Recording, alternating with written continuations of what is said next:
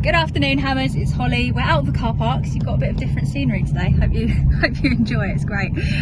So today's game, what do we want to talk about? We got 1 point from Chelsea, which is obviously a decent enough result. The first half was incredibly stressful, especially the first half an hour or so, because it felt like we were just unprepared.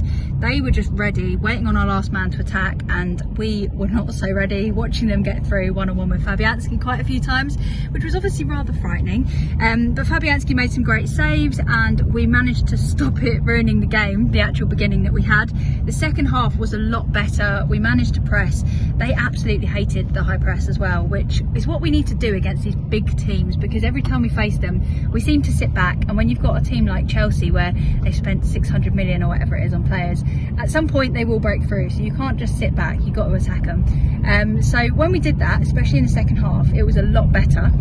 It was a shame to see Paqueta injured, because I think he would have brought something in the middle and helped us bring it through, because that probably was where we struggled a little bit, just breaking through their lines. And it looks like he's done something to his shoulder. You could see as soon as he'd done it that he was moving his arm weirdly, kind of holding it while he was trying to run. So it wasn't very, it doesn't look particularly good.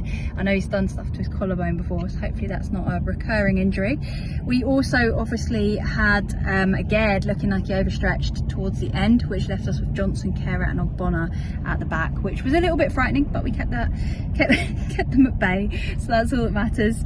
Agard, I'm still a massive fan of him. I think his decisions defensively are fantastic, but he can also play a really good long ball out of defence, which seems to be helping a lot, so hopefully he can help the attack as well as the defence.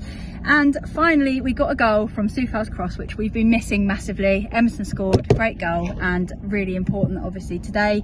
We had a decision not go with us for VAR, surprise surprise, but it does also look like we got away with a massive handball, so you win some, you lose some, what can you do?